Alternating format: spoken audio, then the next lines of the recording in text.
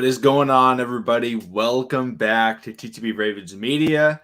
And in today's live stream, Joshua and I are going to be previewing not just the Ravens-Steelers game. We will still be doing our pregame stream. And as far as I know, I believe Maddox will be able to make it for at least the pregame stream.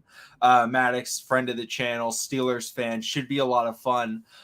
So we will be doing a preview stream for that, specifically for the game, talk all about that. But this is like the end of the regular season is happening. Let's not just talk about, the Ravens game, the Colts game, and the Chargers game. We want to talk about everything, all the games going on right now. Obviously, any questions that you guys have, and also just kind of talk with you guys about plenty of different things that we are going to have to talk about. Like, what do you guys want us to post in the off season? Because obviously we are going to do significant research, and if anybody's watching this in post, just make sure to comment down below your thoughts on what you want us to post. Obviously, we're going to be doing a lot of draft stuff, looking at prospects, analyzing. We'll make tons of content, tons of videos about that. However, Joshua and I are both fans of the NBA. Do you guys want us to talk about, maybe on live streams or something like that? Probably wouldn't make videos on the NBA, but we can go live and talk some football. We can or talk some basketball. We can make videos talking about, other teams. We can make videos talking about, Ravens rankings, whatever you want. Do you want us to look back through the season, rewatch all the games and talk about them? We can literally do a plethora of different things. And so if you guys have any suggestions for what you want us to do, we will obviously take them into account. And I see that Lance Reyes, how you doing? Says, if the Chiefs lose today and we make it, we'll probably face them. I think it's more likely if the Chiefs win, the Ravens would face them, because I expect the Titans to beat the Texans. But yeah, Drew Lock, they're in the red zone right now. I've got it up at a really horrible angle. I'm looking kind of at the back of the TV, but I can still kind of see it. Looks like the Broncos are in the red zone, but if they score, oh no, they fumbled. Oh no, they're returning it for a touchdown. Oh my gosh. Sugar honey iced tea.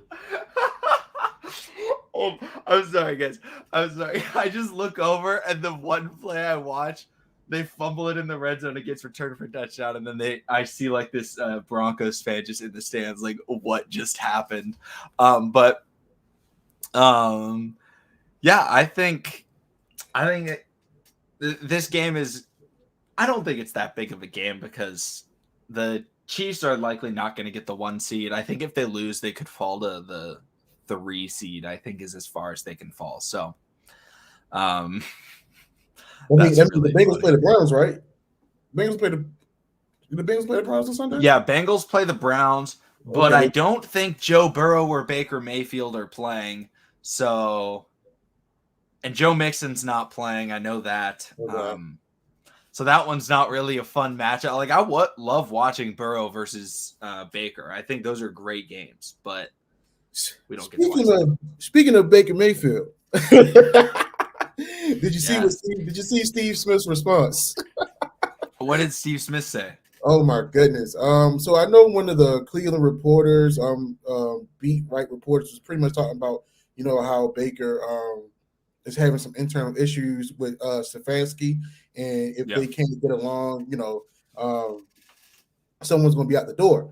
And Baker responded back that talking about clickbait. You guys, you social media guys, live for this stuff. So Steve Smith said clickbait. No, well, let me tell you something.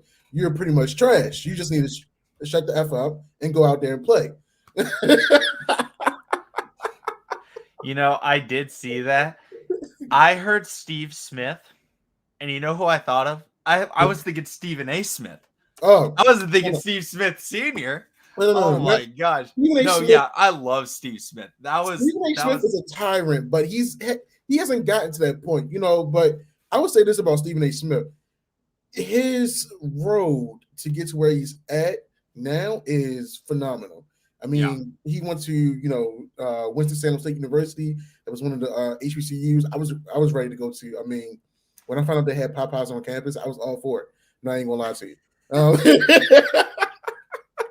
And down south makes some of the best fried chicken. So I was all for it. But it has a great communications program, and he was on a radio station, all that. So Stephen A. Smith really been progressive in that communications field.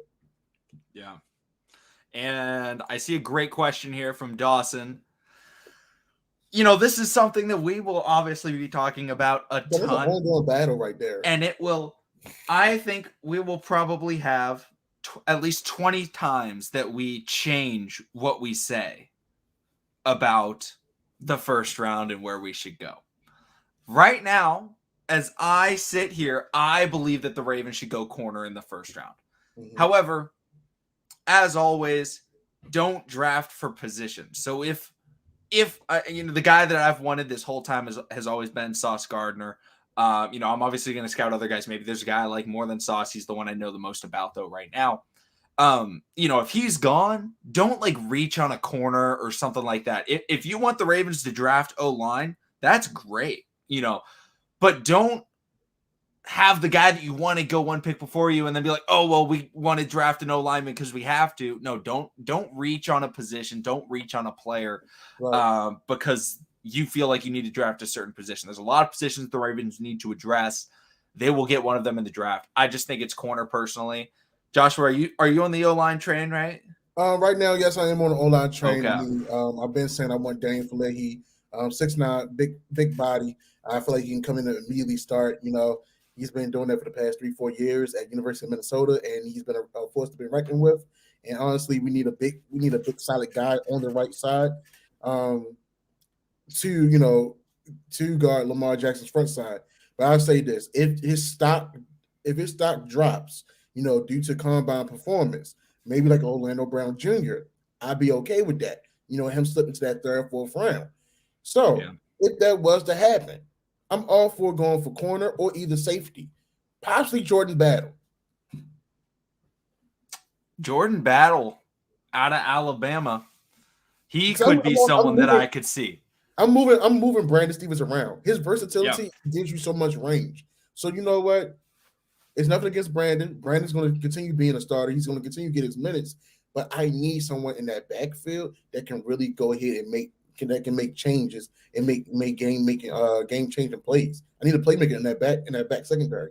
And if we continue to keep Chuck Clark, I can't have him doing a one-time game making out of the 17, 18 week season.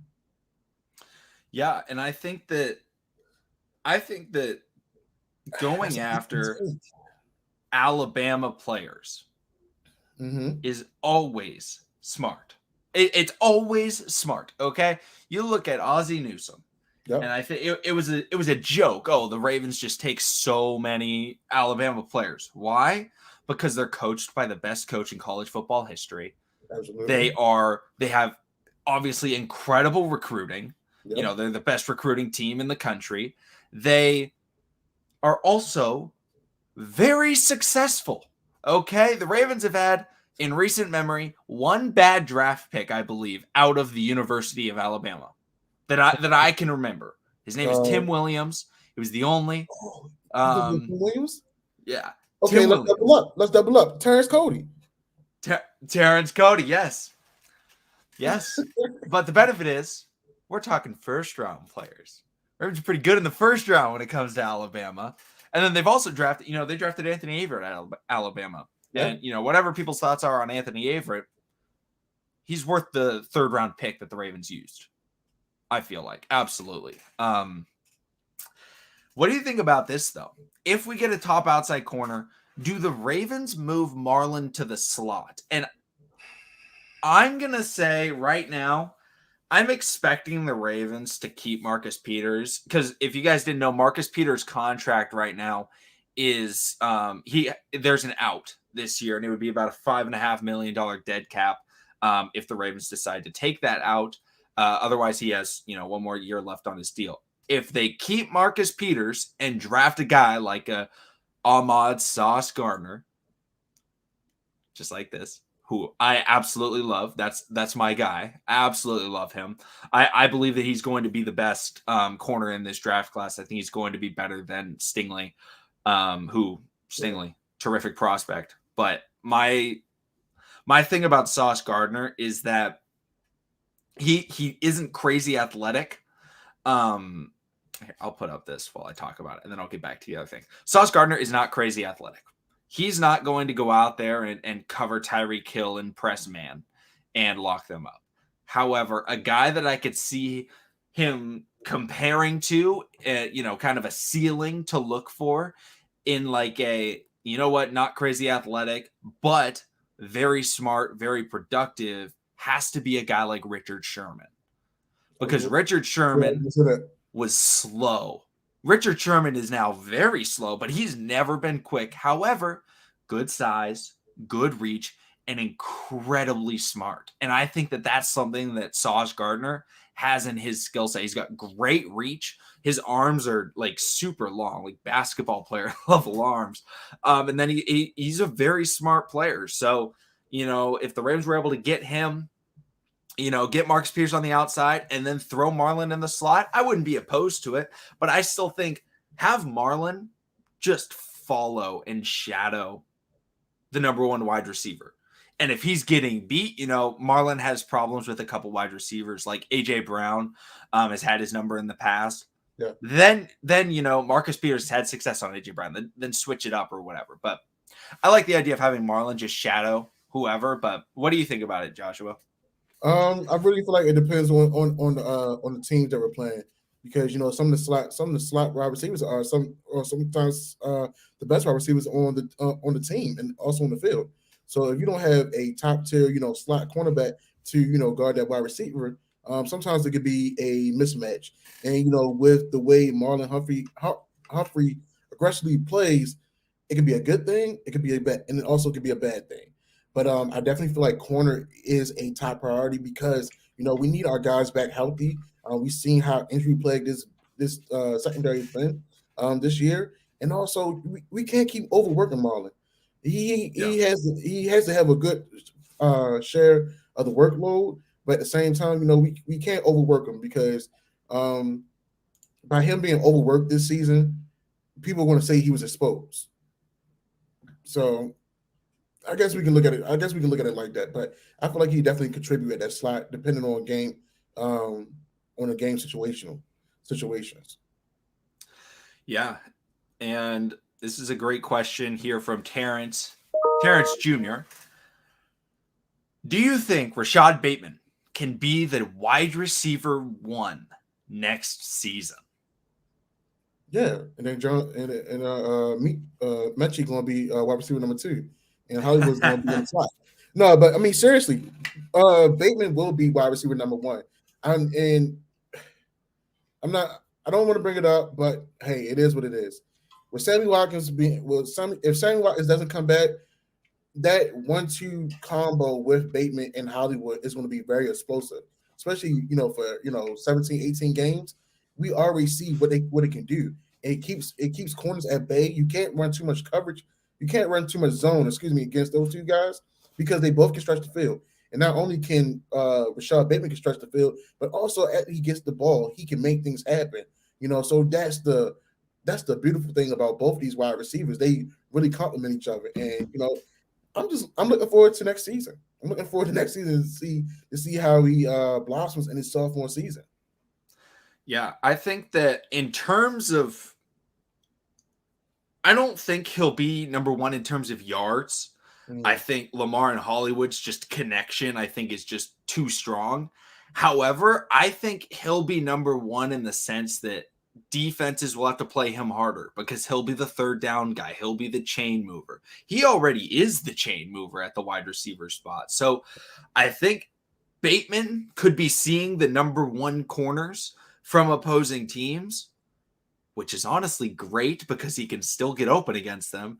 And that allows Hollywood to play against worse level corners, which allows him to be even more dominant, against those teams. So I think Bateman can be the number one wide receiver for the Ravens next year. It's just the way the Ravens use wide receivers is very different from most teams.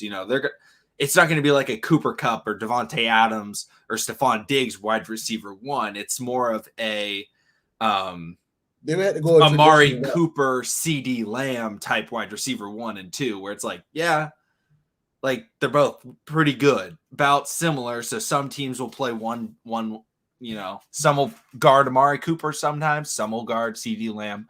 Other times it just depends on the game plan of the defense. Yeah, definitely. Who are some rising teams? This is a great question, Lance, that can potentially shake things up next season? Miami. Gotta be Miami has to be number one. Like I respect their organization. I like what they do down there. And those guys ball out. I know Zay Howard was having had his issues with the organization, but that defense, no matter what, they still play together. He was even professional as heck, in that whole situation of wanting to still be traded and still decide to play out through the season and everything. So I think with Miami, Tua, and their personnel, when they all get back get their healthy pieces back, that can be a team to really look out for. I think that's a good team. I don't know if I'd consider them a rising team. I think the 49ers next year will be really good. I think with Trey Lance starting, I love Trey Lance. I think he'll be very good. They'll most definitely be a Super Bowl contender. I still consider them Super Bowl contenders this year. But I think that's a team to bring up.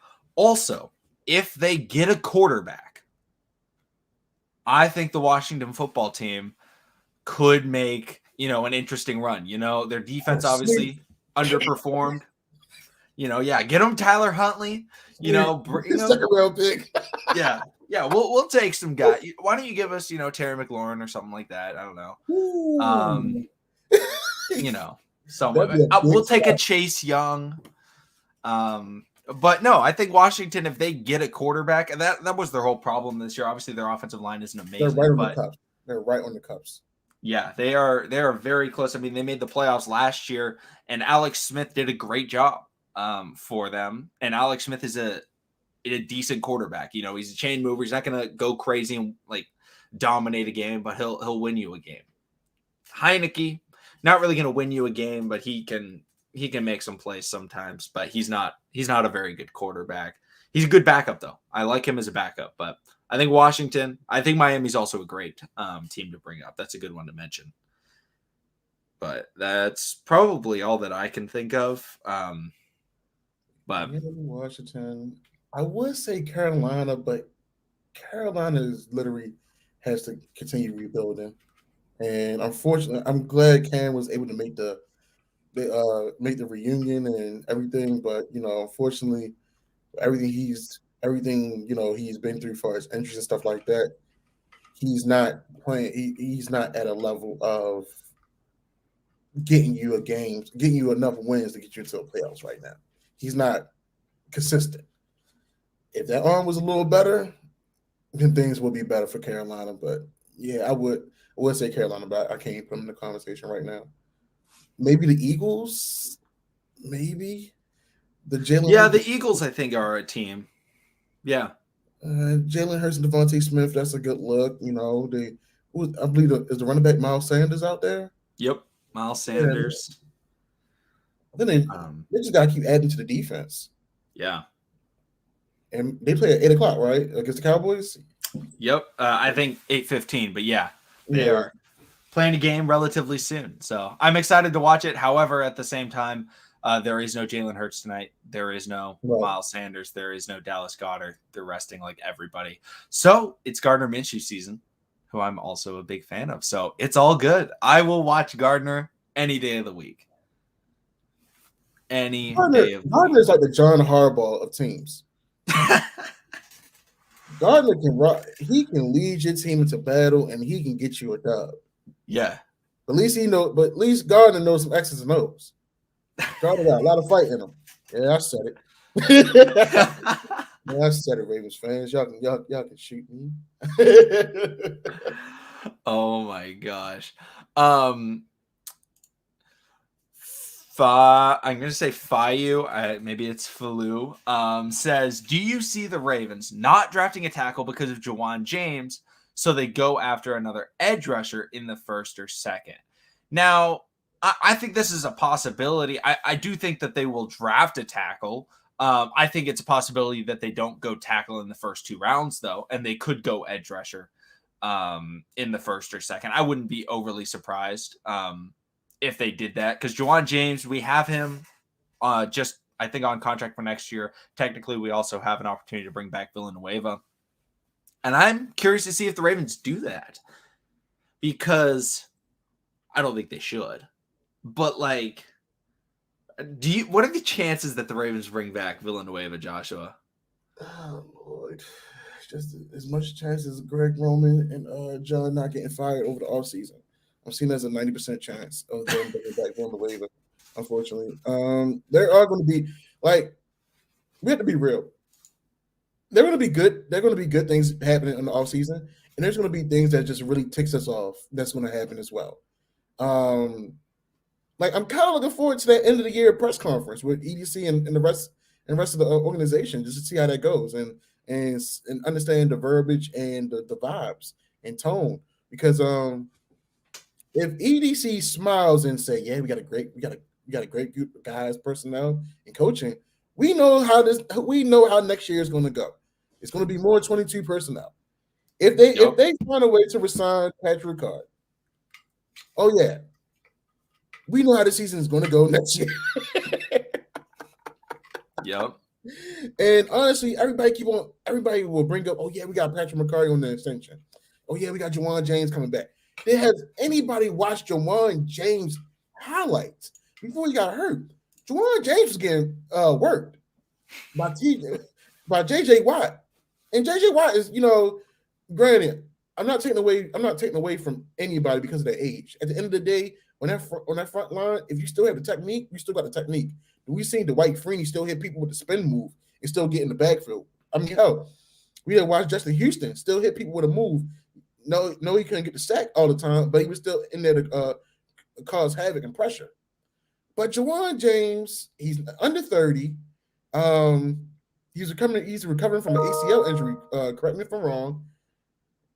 This is going to be tough for a guy that has not been playing at a high level, and he's been moved around to a couple different teams in his NFL career. I mean, sometimes, you move for a certain amount of reasons. Either you're playing good, either you're not playing good, or you're an in-house issue, things of that nature. So right now, banking on someone that's not the best at right tackle, I don't see that as a good thing. And honestly, next year, I do not want to see the same catastrophe going on where people keep on lining up, blitzing, and we're not answering the bell when we see zero blitz, or I'm not seeing one of my offensive linemen not putting someone on their behind. Now, like, granted, I know we've been big on Big Cleveland, but yeah, we saw, I don't know about you, McConnell, but I saw Big Cleveland get knocked down a couple times against Aaron Donald. I wasn't going to say nothing. I love Big Sexy. But and that's going to happen. I mean, you're going against an all pro, one of the best defensive linemen. He's interchangeable. Yeah. You really line him up, so that's going to happen. But it was funny to see. It definitely was funny to see. Yeah, I don't think you can knock any offensive lineman for getting bullied by Aaron Donald, because everybody gets bullied by Aaron Donald. He is, I firmly believe he's the best football player in the world. He just doesn't play quarterback, so people don't talk about him nearly as much as they should. Lance says that the Raiders game showed why Marlon was great, obviously, except for the last play. He was on Darren Waller, he was on Henry Ruggs, and he was on Hunter Renfrow. All three of those are very different. Yeah, you've got the route runner in, Hunter Renfrow, who runs great slot routes. There's a reason they call him third in Renfrow, because he gets open.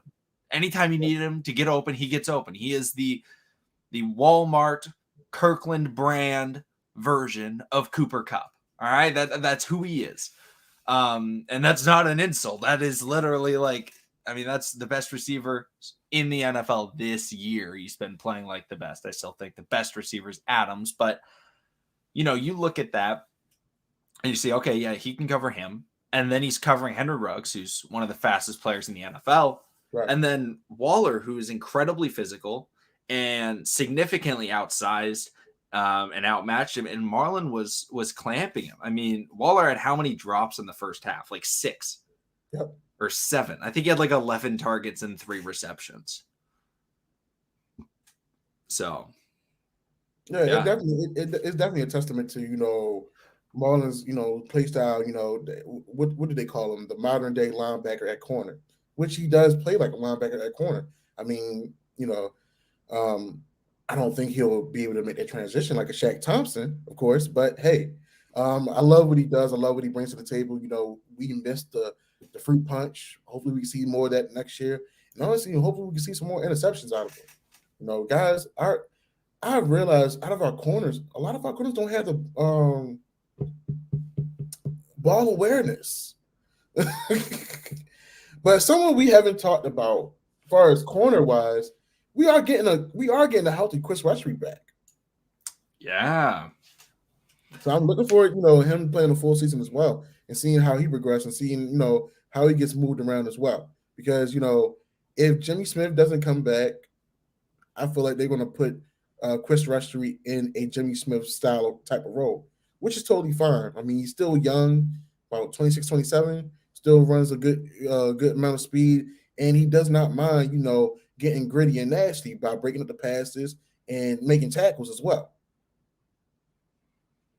Yeah, I think Chris Westry is definitely a guy to look in on because the Ravens, in the next couple of years, I think there's just so much that they need to go through and what they want to do with their defense. Do they want to maintain the physicality of, the 2000s Ravens? Or do they want to go, hey, maybe we go to they are kind of working on, I think, in a very corner-centric, flashy, speedy defense. Like, do they want to go with that? Because Chris Westry is both. I mean, he's the perfect hybrid. I mean, that's Marlon Humphrey right there. That's the hybrid that the Ravens are going for. That's a Dafe Owe, right? So it seems like that's where they're trying to shift to is just getting athletes on the field. And you know what team did that this year? They put athletes on the field. Joshua will be back, guys. Don't worry. They put athletes on the field. And they made plays, and that's the Dallas Cowboys. Trayvon Diggs. Yeah, he allowed 1,000 yards. That's tough. But at the same time, he's also got a lot of interceptions. You look at the Defensive Player of the Year candidate on that team in Micah Parsons, an athlete on the field. Leighton Vander Esch, athlete. DeMarcus Lawrence, great athlete. I think they have Malik Hooker, very solid athlete. They got all these athletes around, and all of them make plays. And that's how that defense is able to keep them in games and allow their offense to work. I think we could see the Ravens try and get to that style of play, where rather than having a, just crazy, hey, we're going to stifle this entire team like the 2000s Ravens, they could just go out there and be like, hey, yeah, you may get some yards, but at the end of the day, if the ball is in the air, our guys will come down with it. If the ball is on the ground, we will dive on it. If, we're trying to hit someone in the hole, we're going to get to the hole. They're not going to get outside, all these types of things. I think the Ravens are going to go for that. And we could see that in the draft this year. So maybe they try and go, crazy and get all those draft picks and go for some speed and go for, some big time players. But, at the same time, maybe the Ravens go out there and draft Jordan Davis, and then it's like, oh, well, I guess they're trying to play some old school football. So we will see what the Ravens' strategy ends up being. But what do you think about that, Joshua? Do you think the Ravens should transition to that athlete style of defense rather than just like the fundamental defense? I don't really know what to call them, but I'll call them athlete and fundamental defenses. Okay. For the way Wink Martindale coaches that defense, and for the way he doesn't care if someone goes down, he's going to still run the same style of defense. I feel like the athletic style, the interchangeable style of player is the best way for us to go. The hybrids, because honestly, if you don't have the hybrid style player this in this NFL, the way this league is changing, I don't feel like you're going to succeed. I mean, granted, we took the lead by surprise in 2019, where we're having one of the best running games. But what has happened in the past couple of years? Teams have transitioned. You've got guys that got stronger. You've gotten guys that got a little faster. We're playing against guys that has a little better awareness, IQ, and you know what? They're coming out and they're executing. They understand their game plan and they're coming to stop us.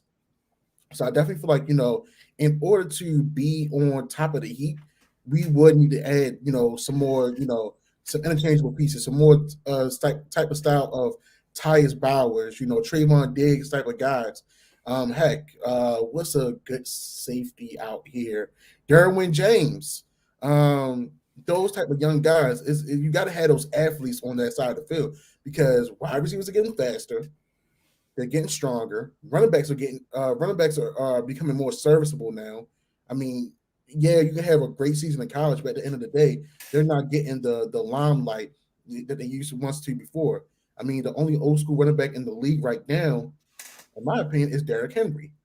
Um, he's a workhorse, but at the end of the day, well, we can say Najee Harris as well, but he's Yeah. more athletic. Him, Saquon Barkley's, stuff like that. But then you got guys on the opposing defense like Chase Young.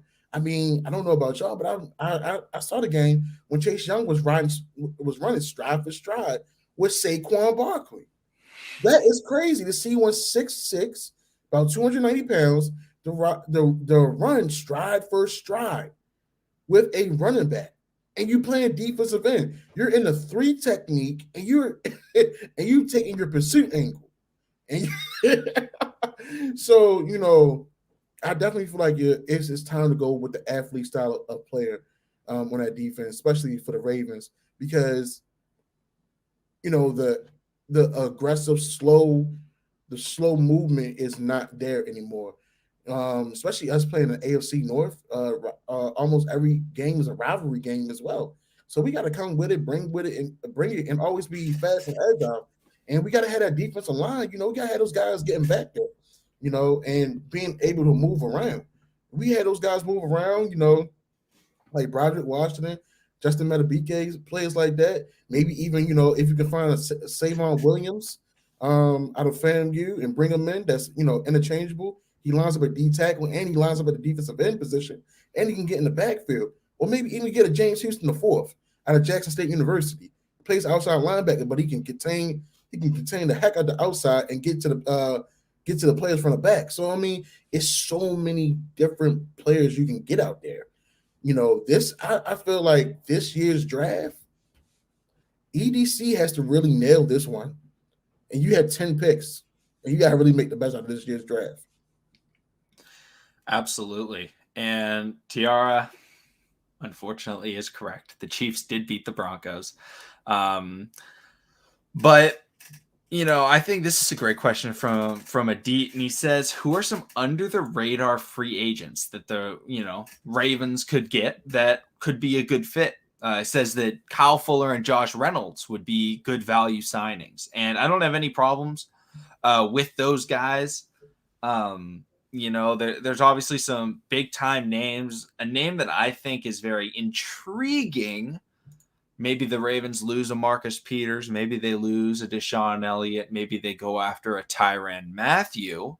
But obviously he's not super under the radar or anything like that. I don't think Devin McCourty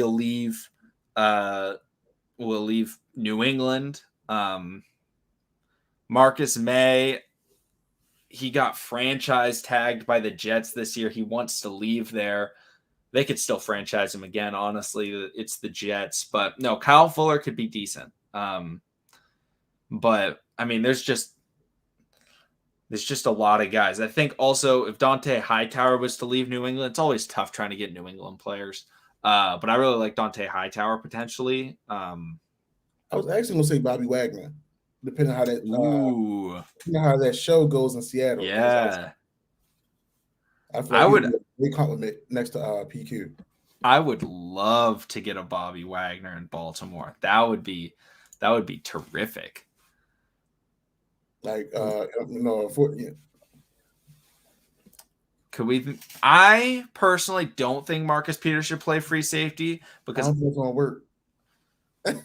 it's just so different for a player like Marcus Peters. Like the way that you're playing that zone. I mean, Marcus Peters is a man-to-man corner. That's what he specializes in.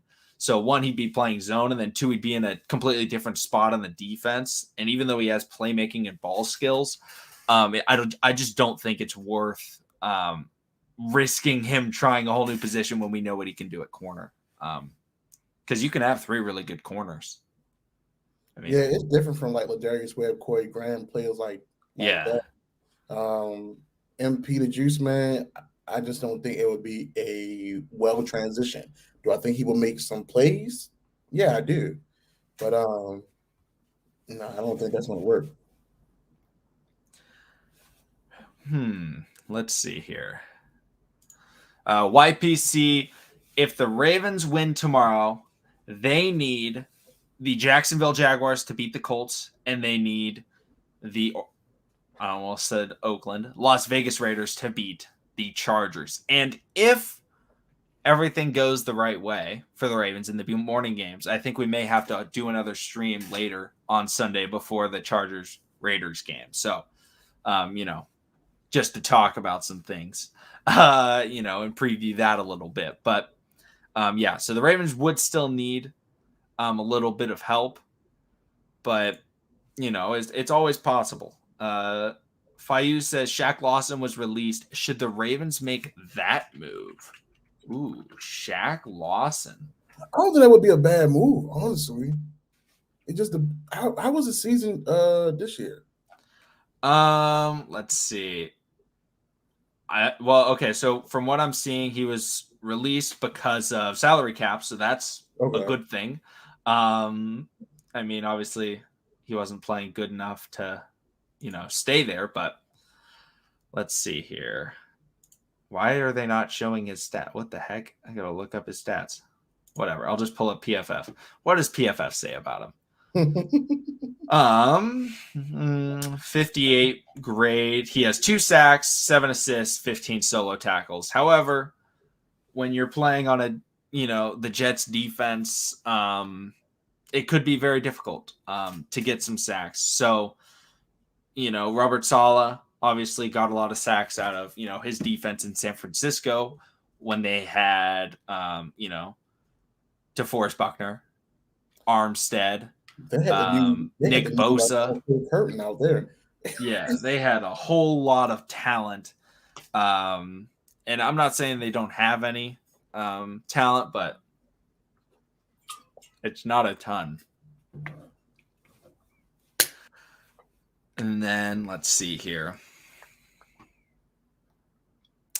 Ooh. Do you think if Greg Roman gets fired, T. Martin or Keith Williams should be offensive coordinator? What do you think, Joshua? I definitely feel like T. Martin should be offensive coordinator, just for the simple fact he does have offensive coordinator background and head coaching background as well. So I feel like, and also T. Martin played for University of Tennessee as QB. So I feel like that relationship would, take off even more with I might say Lamar Jackson, excuse me. I definitely feel like that can be something we could probably see. Yeah, I would be all for it. The thing is, would John let T. Martin have the free range that he let Greg Roman has and not question him, or would he almost be on his back in a sense? For me, if the Ravens were to make a move mid-season, I think then yes, one of them would become offensive coordinator. However, I think the Ravens should go out and find somebody because the benefit with the Ravens is they can go out and they can interview 12 guys, right? For offensive coordinator positions, and they can say, we have Lamar Jackson. We have Mark Andrews. We have J.K. Dobbins. We have Gus Edwards. We have Rashad Bateman. We have Hollywood Brown. How are you going to utilize their skill sets? And they can get pitches from a whole lot of different styles. Some guys may say, you know what, we're going to run the football and we're going to be a ground and pound team, but we're going to utilize that smash mouth football, 2 running back system, use the fullback, use the tight ends. We may get someone that says, you know what, I'm going to go out there and we're going to throw that football. And when defenses have to back up, we're going to start pounding it down the middle. Another guy may say, hey, I want to get Lamar Jackson in space. Going to roll him out of the pocket, going to allow him to use his best attribute, which is his legs and his ability to make plays with his legs. And that's going to open up things in the throwing game. Like, they can get so many different guys and they can be like, you know what? I like your pitch. I like what you can bring. Mm-hmm. Whereas I feel like if you go with T or Keith, you're kind of just restricting yourself to only 2 options that have already been here. I think trying to bring in someone new could really help vamp up the offense a little bit, but I don't know. It would obviously be tough. They had the advantage. I mean, think about it. They've been in the office for over a year. They've seen what the players can do. They understand it from a different standpoint. I would say this: when you have that interpersonal relationship, sometimes it blossoms, and sometimes when you do have those interpersonal relationships, you can be telling a player like, "Hey, man, I got a couple interviews coming up. If I make this move, I won't want you to come with me, either next year or this year." Things can. It's crazy because yes, it's almost like sometimes they do it a lot in high school. But heck, they look at the Lincoln Riley situation in OU. Guys will be committing. Guys are leaving. There's going to be some guys from OU that ends up going to USC. So you're usually sometimes if you got that relationship with your players and things of that nature, and what they can do, what they can bring to the table and stuff like that, you never know how they can play out. But I definitely do understand your point. Because if you interview 10, 12 guys, you're not asking, what can I do for you as an organization? No, what can you do? What can you do to make my organization better? What can you do to make my offense better? And how are you going to utilize all these pieces that are going to be consistently moving? That's going to be chain movers. That's going to get you touchdowns. So no, I definitely understand where you're coming from off of that. So no, I definitely get it. I definitely get it. Yeah, I think that's a really good question though to think about, because we talk so much about let's fire Greg Roman. We never bring up how do we replace Greg Roman. But let's see here. Nana is in the chat. Welcome to the chat, Nana. Says Bozeman has played extremely well, and our Ravens will probably not want to pay him what he's worth. Do we have anyone on the team now that can fill his spot, or will his position be a draft pick? Who will be the center? Now, I'm going to say it. I think Tristan Colon Castillo could do it. I don't think I want him to do it. I think I'd rather have someone in the draft or potentially free agency, but I do think it could be a draft pick. Also, there is Patrick McCarry, but McCarry, I think, is a much better tackle than a center. But I think that the Ravens would have to go out and probably draft a guy. It's funny that you say that. People actually have been, putting it out there like, hey, if we don't bring back, Bozeman, let's go at the I believe his last name is pronounced Linderbaum, out of Iowa. Yeah. I feel like I feel like he's definitely going to be a high pick. I feel like he's going to be gone early. I feel like it would be a stupid thing to do of letting him go.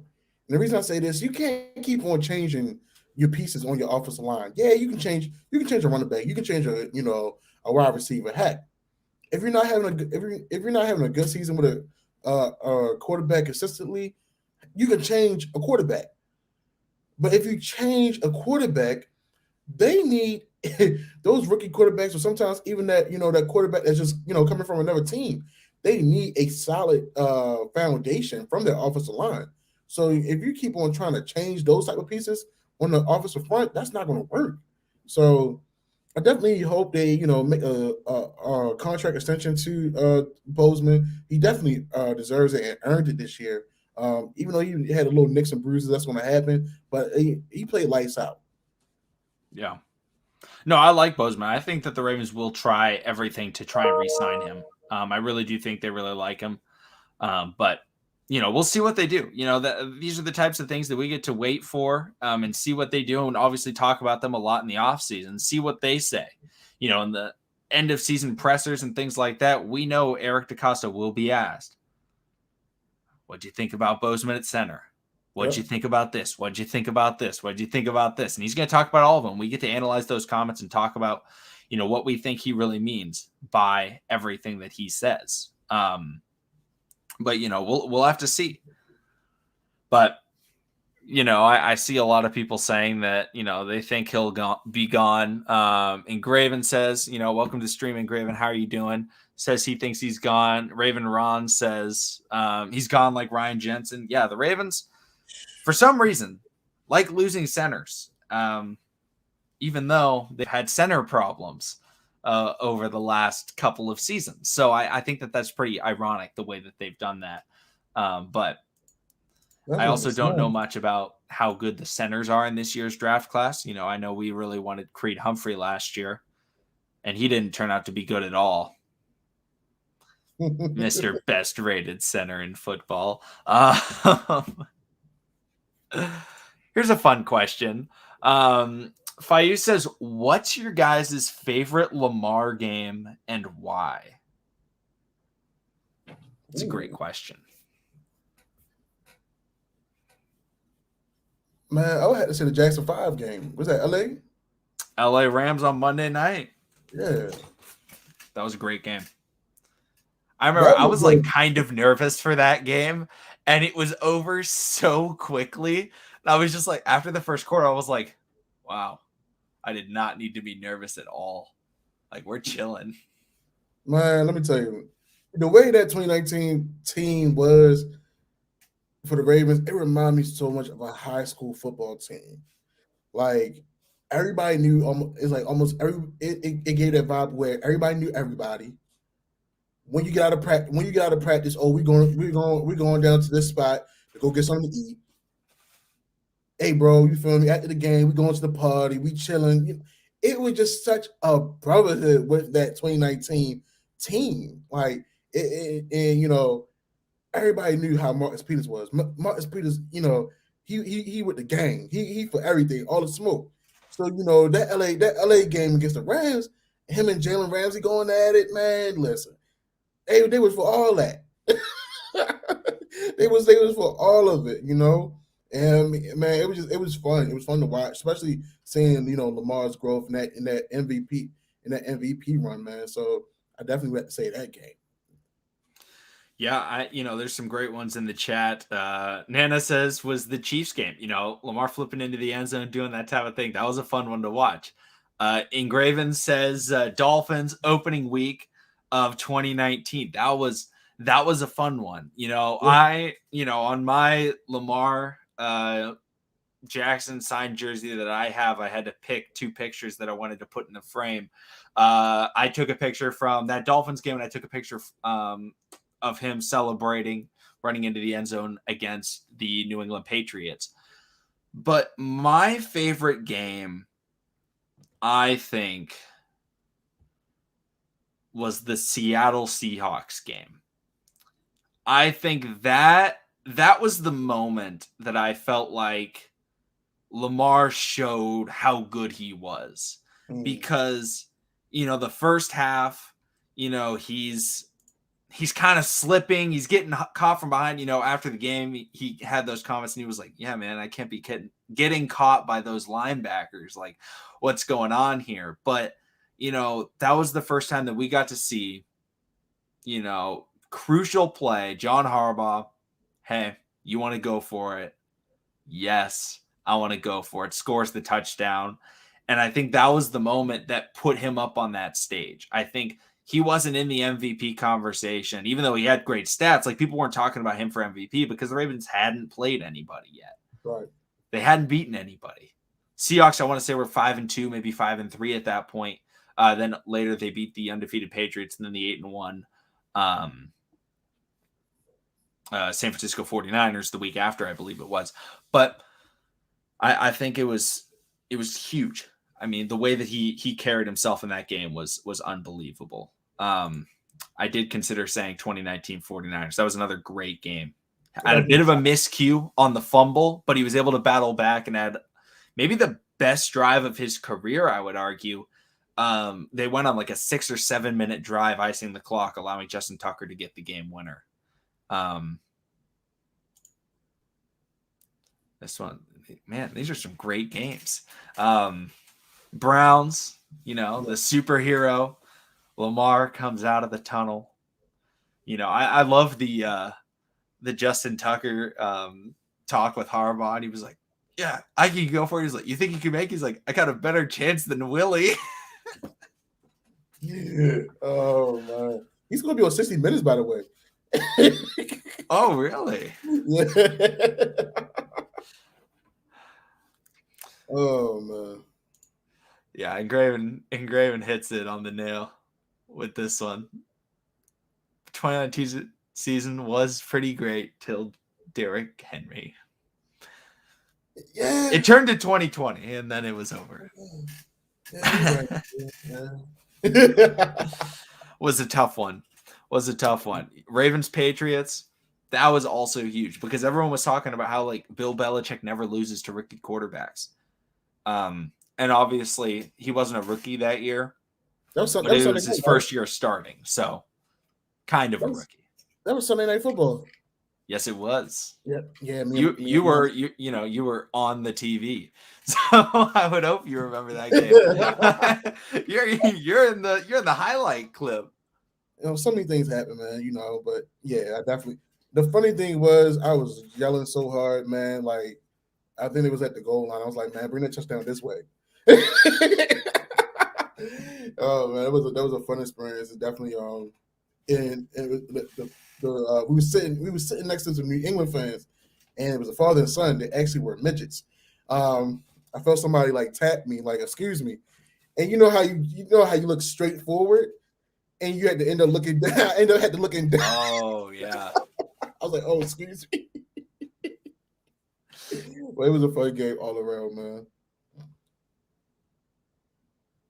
That was a great game to watch. And it was a lot closer than I think a lot of people remember. Up until I think it was a Julian Edelman fumble, return for a touchdown, but I think it was Marlon. Like, the Patriots were coming back. Like, I think they're probably going to win that game if that fumble doesn't happen. But then that kind of bad one, for sure. Blew it back out. Raven Ron says the Colts game this year. Yeah, I think that was a great one. I think that was the one I think that set the tone for this year that broke the narratives. Lamar Jackson can't come from behind. Lamar Jackson against a good defense. Lamar Jackson just throwing the football. And he went out there and just went, no, we're going to do this. And him and Mark Andrews took over. And the funny thing is, we kept on talking about, if things don't get right by week 5, Greg got to go. Next thing you know, Lamar Jackson has saved not only Greg, but John's tail all this season, just about. It's crazy because, we can talk about letting these coordinators go and stuff like that.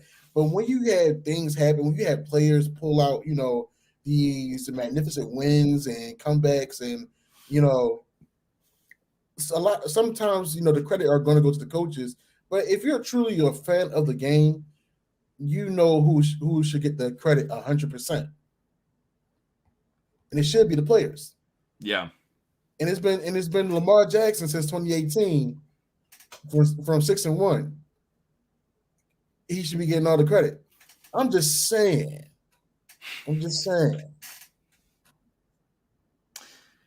Yeah, I would agree. I mean, I think Lamar Jackson has shown that it's more impactful for him to play than it is in terms of Greg Roman and John Harbaugh's coaching, because we see what their coaching does, and it gets them close. It gets them really close. 4 losses by 2 points or less this season, most in NFL history. Could add another one to the board, but hopefully not. Hopefully the Ravens win. But the Ravens need Lamar Jackson if they want to win, because Lamar Jackson has shown that he is a winner. That's what he does. He wins football games. Tyler Huntley, I think Tyler Huntley's great. But how many times him starting this year has it come down to Tyler Huntley with the ball in his hands, and it's just not happening? And that's not because Tyler Huntley's bad. He doesn't have the weapons around him. He's missing, he's missed Hollywood in some games. He's missed, Mark Andrews at times. He's missed Nick Boyle at times. He's missed Sammy Watkins. I'm not saying it's Tyler Huntley's fault, but it just shows how great Lamar Jackson is, because even when Lamar's missing guys, he still gets it done somehow. And that's what's so crazy about him. Like Lamar Jackson and Graven, you can quote me on this. I mean, you can talk to me.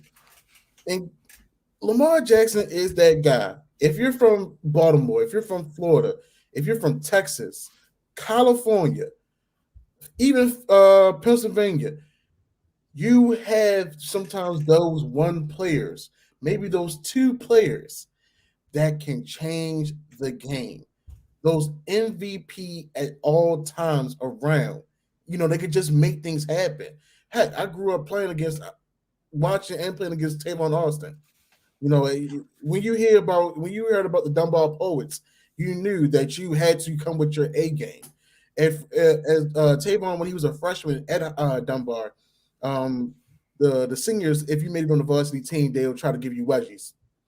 Tavon used to run so hard for run so hard from the seniors that they stopped chasing them throughout the school day.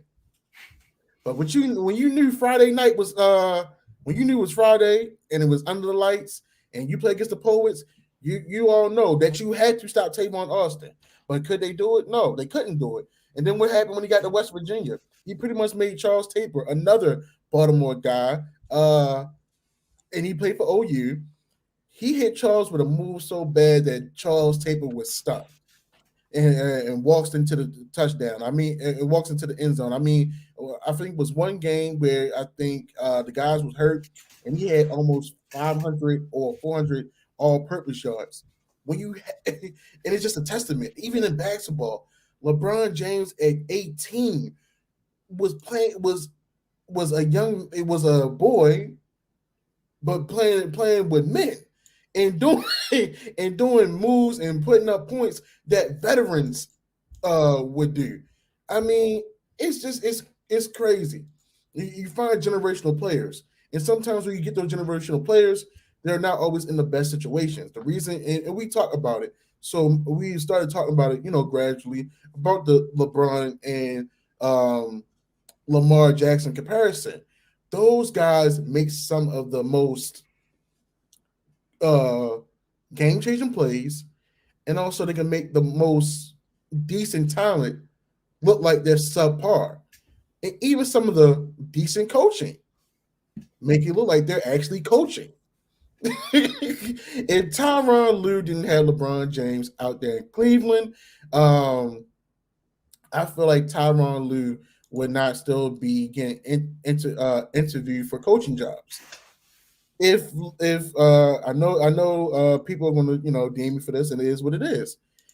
If John Harbaugh, Greg Roman gets fired at the end of the season, it will literally be because of Lamar Jackson's playing for the past couple years that they actually get interviewed for jobs. They're going to be saying, well, hey, they did make this offense do this. Hey, they did see, how John, had the camaraderie with the players, and they go out there and play for him, and they listen, and the players will listen to him and go for two.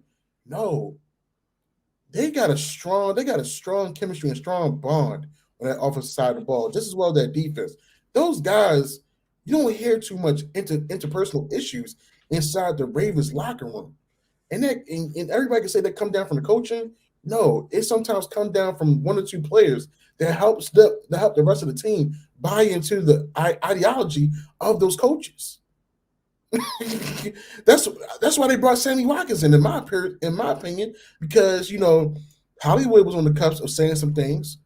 Lamar Jackson, yeah, he had to catch himself in some pressers, and he had to catch himself for saying some things about Greg Roman. So why not let's go ahead and bring in a guy, that's had a successful season as a wide receiver with this run heavy offensive coordinator, not but that doesn't have the creativity to create a balanced offense. Let's bring somebody in that actually understands this guy, so they don't lose all hope in him. Yeah, I definitely I can definitely see that. I see a great question from OHMG says, do you think Lamar should have some input in the offensive weapons the Ravens should get from free agency and draft? And I think he does have input already. I think we saw that with the Hollywood pick. Mm-hmm. I think we saw that with Mark Andrews re-signing. So I do think that he has definitely some input. And I do see YPC, thank you so much for the super chat. It says, mark my words, John and Wink and Giro are going to the Jags after they get fired by the Ravens and play the Ravens week 1. You know what, Dro? If only, man. If only. And it's not. I think people get it so mixed up. We're not saying like, yeah, we hate them and stuff like that. No, they gave us great moments as coaches and stuff like that. John Harbaugh, he's not the excellent old coach, but hey, he can give you a great speech and lead you into a battle. Greg Roman, I'll give him shout outs for his run game and his creativity on that level. But hey, excuse me, when it comes to the passing game, it's not the best. We still see our wide receivers running into each other. Wink Martindale, yes. When everybody's healthy on the team and had the guys getting after, we see things happen. We had maybe one of the best defenses in a long time at that 2019 run. I mean, heck. But this year, our guys, in my opinion, they didn't really evaluate their personnel. They didn't really make the proper changes. And I consistently see no in-game adjustments. Or if they make an adjustment, it's the wrong adjustment. They go away. There's been too many times of going away from what works to trying something else new. How many times has happened in the playoffs? And I think that when we look at John Harbaugh and Wink Martindale and Greg Roman, I think the perfect comparison for the situation that they're in is the Joe Flacco situation. Joe Flacco came into Baltimore, and I love Joe Flacco. He won a Super Bowl for the Baltimore Ravens. He got his money. And the Ravens, it just seemed like they never wanted to get rid of him because he brought them a Super Bowl. And it's like they were so attached to that they weren't recognizing the fact that, hey, if the Ravens want to win another Super Bowl, Joe can't be the quarterback. And until Ozzie Newsome finally drafted Lamar Jackson, they just kept riding with Joe Flacco. And I feel like it's the same thing with Greg Roman, especially, where they're like, oh, but that 2019 offense. Yep. It's like, okay, but it's gotten worse. And they just keep riding with it because he did it once. They're riding with John Harbaugh because he's had success with Lamar Jackson, but we're looking at for the future. And same with Wink Martindale. For the future, even though that you've been good in the past, you've been really solid, what is going to be the best for the future and the best for Lamar Jackson? I don't think it's any of them. I think if Lamar Jackson's going to be developed into the Hall of Fame quarterback that he very well can be, he's going to need some coaches that can get him to that level. Yeah, I mean, honestly, right now, I feel like if EDC put that trio in an uncomfortable situation, we would see if they answer the bell or will they fold under the pressure, because pressure make diamonds. And sometimes enough pressure is applied, sometimes people fold. And like I said, we can say, oh yeah, this trio right here is, did so much with COVID, with the guys with COVID related issues and injuries. That's not an excuse for me. At the end of the day, the Ravens organization reminds me of a Alabama or LSU type of organization, or even Ohio State. And the reason I'm saying those comparisons, because literally in the Ravens organization, you can find a player in the second string or third string that can come out and make something happen on a Sunday or Monday or even Thursday night or even Saturday night. That's the type of organization we have. But the thing is, if you don't really understand your personnel and don't utilize your personnel wisely, what are we really doing here? So, people can't use the excuse, oh, yeah, we're down our starters. Oh, we got guys on the COVID injury. No, we can't use that. We got good players all around. Heck, we done seen Anthony Avery play some solid minutes. Solid minutes. We done seen Brandon Stevens, a running back converted to cornerback, now converted to safety, getting down there and making tackles. So, I don't want to hear that.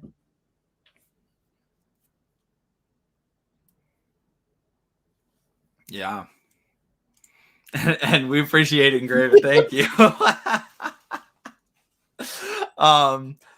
Let's see here. Adit says, do you think Jim Harbaugh could succeed with Vegas? I'm still curious whether they went around the Rooney Rule, 2 coaches in a row, if that rumor is true. Yeah, so if you guys didn't know, Jim Harbaugh said that he would be willing to make a return to the NFL. And I don't know. I'm not a major Jim Harbaugh fan. I don't have anything against him, but I don't think that he would be the best coach for the Raiders. I don't think so. His name best suits college. Yeah, Some I guys agree. are more relatable. It's levels to coaching, and what I mean by that, like, I feel like if Nick Saban was to come, back into the NFL, I feel like he can make some things happen. Because if you put him on a young team, he getting those guys while they're still young and stuff like that, and you can, they'll buy into the system. But if you got, some people like Jim Harbaugh, even John Harbaugh, with a totalitarian rule, and you're trying to boss up on the guy that's been a all pro for the 5, 6, 7 years, you're gonna get some static. Granted, I hate to bring it up, but with Bruce Arians and Antonio Brown, if Bruce Arians was to run that same type of attitude with a younger, still unproven, rookie wide receiver, yeah, they'll probably get in the game or whatever the case may be. Yeah. But you're talking to Antonio Brown. He's went to the Super Bowl. He's won. He's been to the Pro Bowl, stuff like that. Obviously, granted, he quit the job the way he quit the job, or he finally got terminated over this week. But you saw what the outcome was. It was obviously something brewing. It was someone that wasn't going to take, so much, in other words, disrespect for someone, or someone not caring about their safety or health. So that happens. We've seen that happen. I mean, heck, we've seen Jalen Ramsey almost throw a punch at a coach. Correct me if I'm wrong. When he was still with the Jaguars, or it got pretty nasty. I know it got pretty nasty in Jacksonville. So unfortunately, those things can happen. Absolutely. Chris Reed asks, if there is a chance that Kyle Hamilton gets past pick 7 or 8, would you all trade up for him? Absolutely.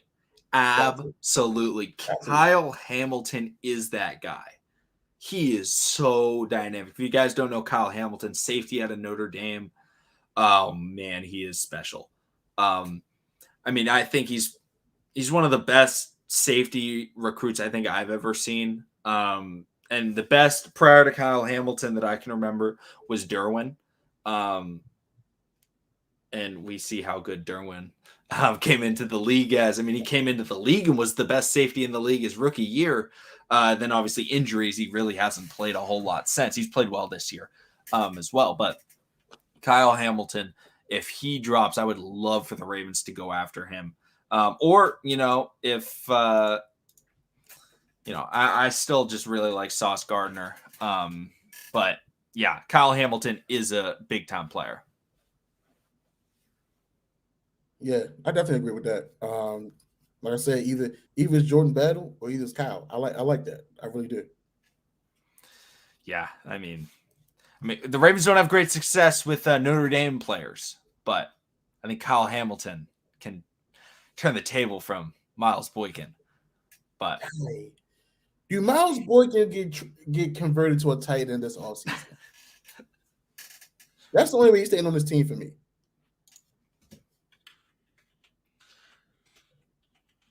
there's a lot of things wrong with this Ravens team. So, Raven Rod says priority in the draft, O-line or D-line. I think draft, D-line, sign O-line. That's my strategy, I think, for this offseason. I'd rather see the Ravens go heavy on defense in the draft and then sign the offensive players that they need, whether they're O-linemen or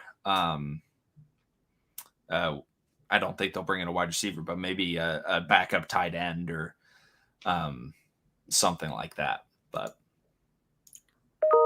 I can agree with that. It really depends on if EDC is going to spend money and what our cap space is looking like too.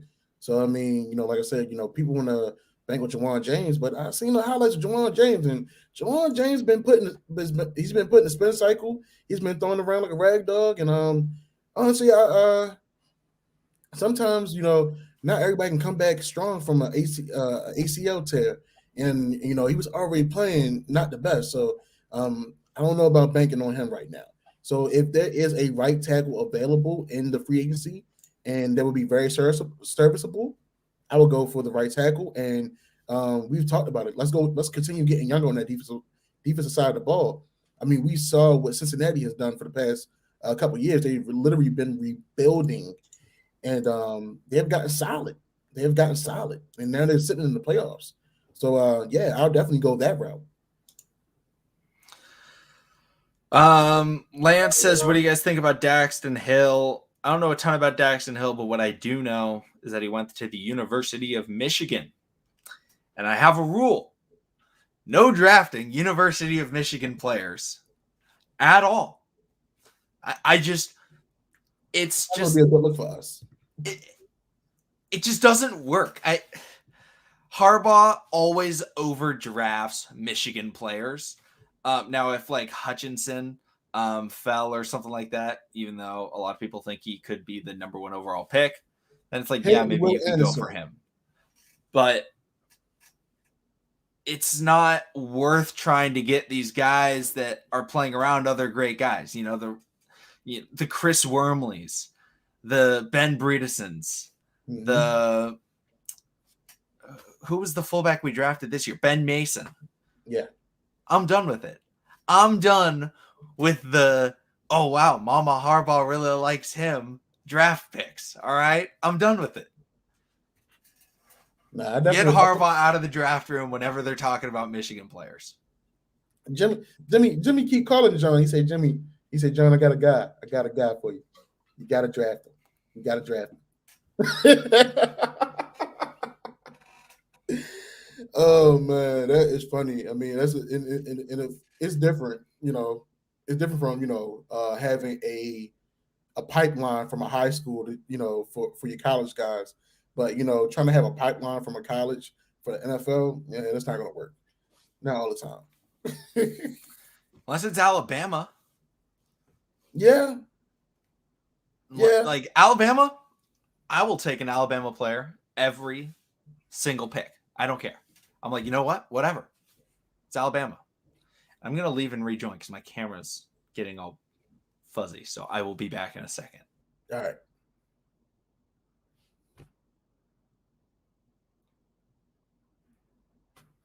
All right, y'all. We give McConnell a second, and here he is. No longer fuzzy. Let's see. Yeah, we did get Ronnie out of there, but Ronnie hasn't done much for us in the last 2 years. I'm just kidding. I love Ronnie. I love Ronnie. Let's see. Adit Mahmoud brings up Georgia defensive lineman Trayvon Walker or Penn State free safety Jaquan Brisker in the first, realistically.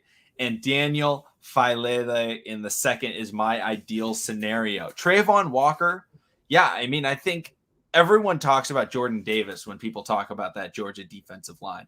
Jordan Davis only plays like 35% of the snaps. And he has actually said that he thinks that Trayvon Walker might already be better than him.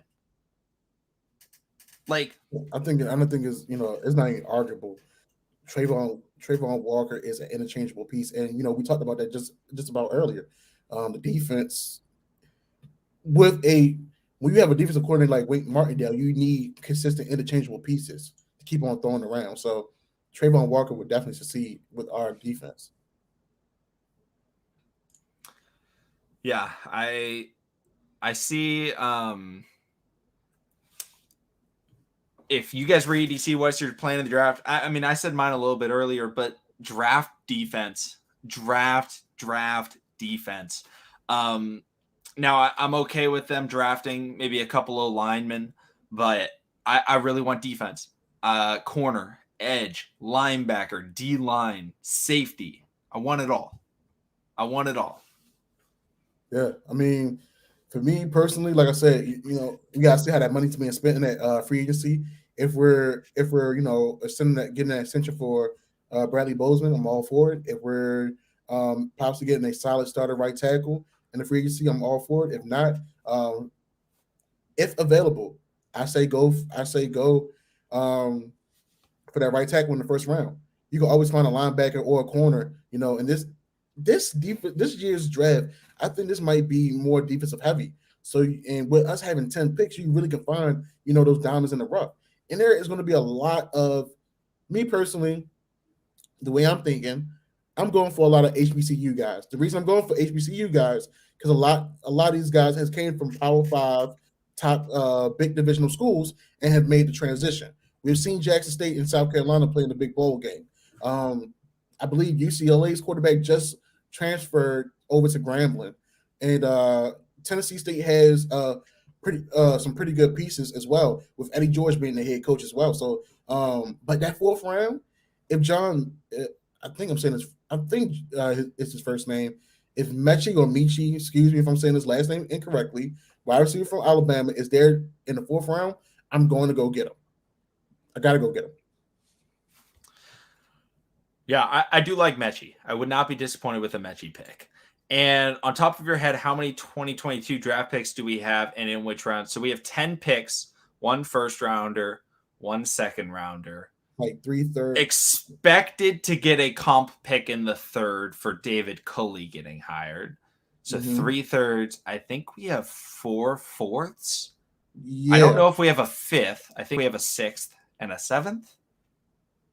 Off the top of my head, I don't think we have a seventh. I mean, maybe no seventh. Okay. And we still have to potential other comp picks. Yeah. I think those are factored in though in the fourth round pick predictions for Judon. I think in the formula. It might slip the third because of how he played this year. It may. Oh, that's true. Potentially. Engraven asks, what are you doing with Tavon Young? Tavon Young, the only healthy player in this Ravens secondary. The most unlikely statement ever. Hey, it's the last game of the season. If he gets hurt, I mean, obviously, hope he doesn't get hurt, but it doesn't affect the Ravens that much. But obviously, hopefully he stays healthy. I'm going to knock on the wood. But yeah, Tavon Young, I think he's played really well this year. He's played a lot this year, but I don't think that the Ravens should keep him around just because that injury history is just too scary for me to try and rely on him, even though I think when he does play, he's probably a top 10 slot cornerback in the NFL. It's just when he can play. So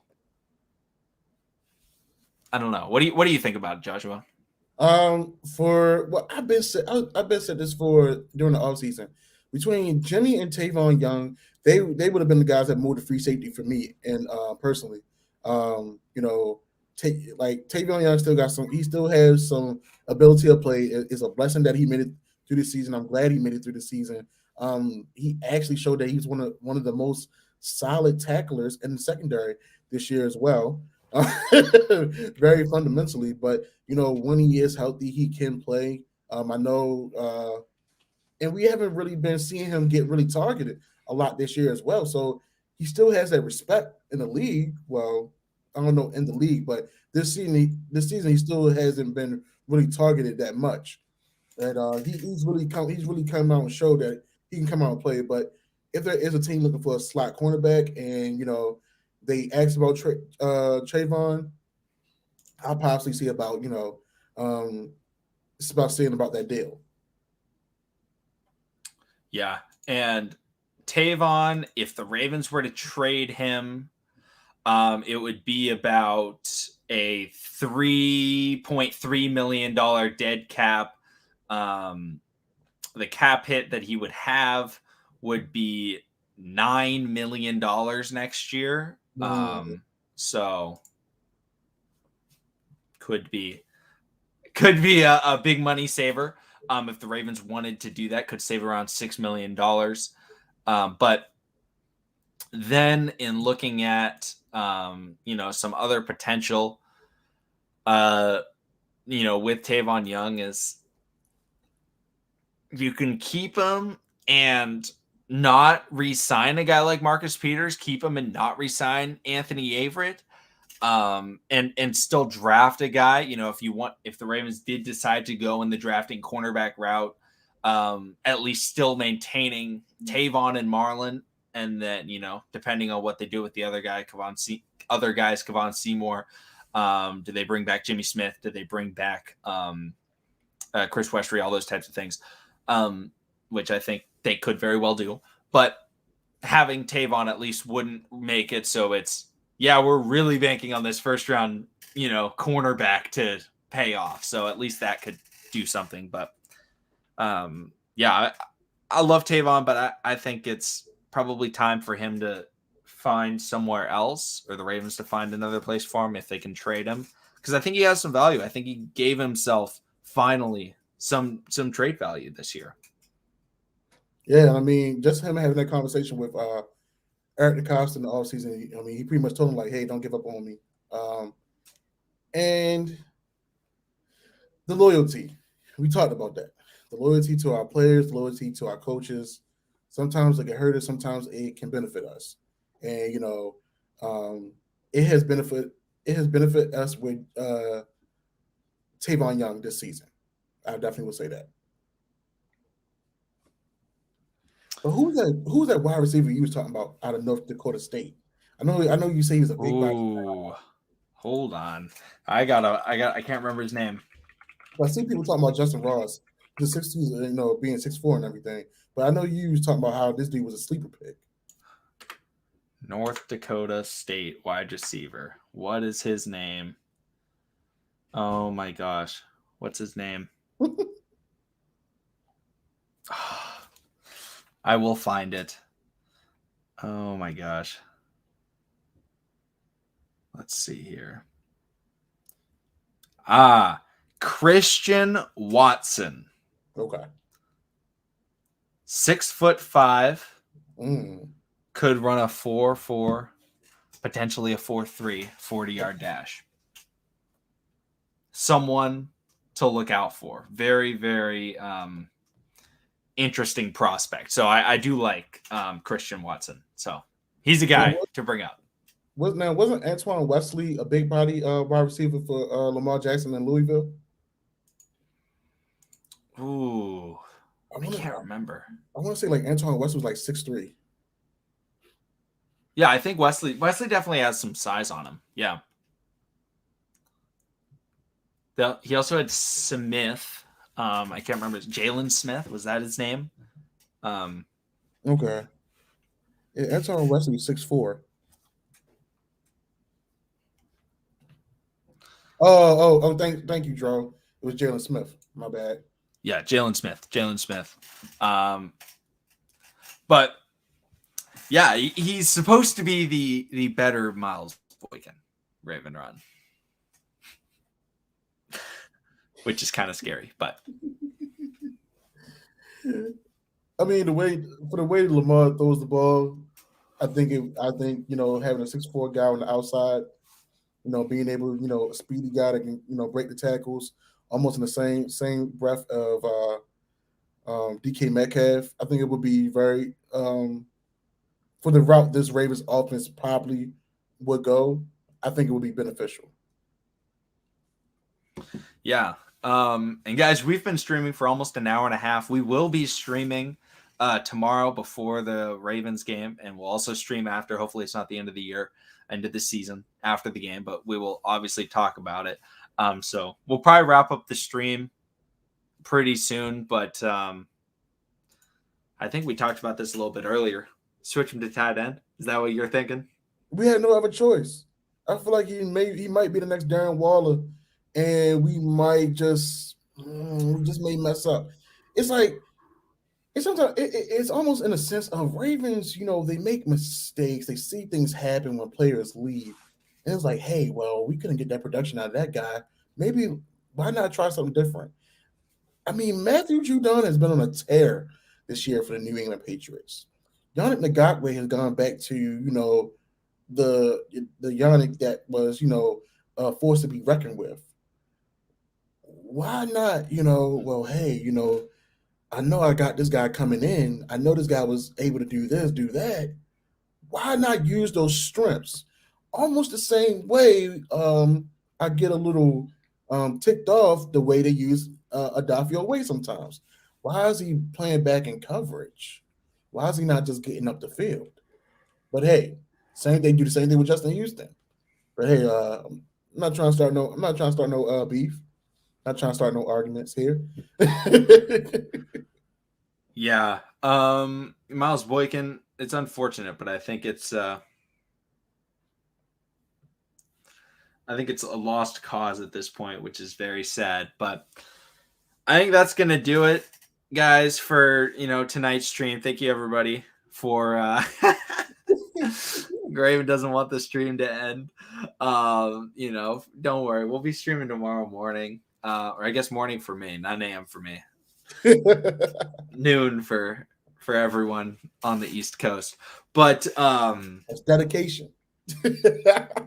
Waking up at 9 a.m. We got to get really McConnell on the East Coast, y'all. We got to get McConnell on the East Coast.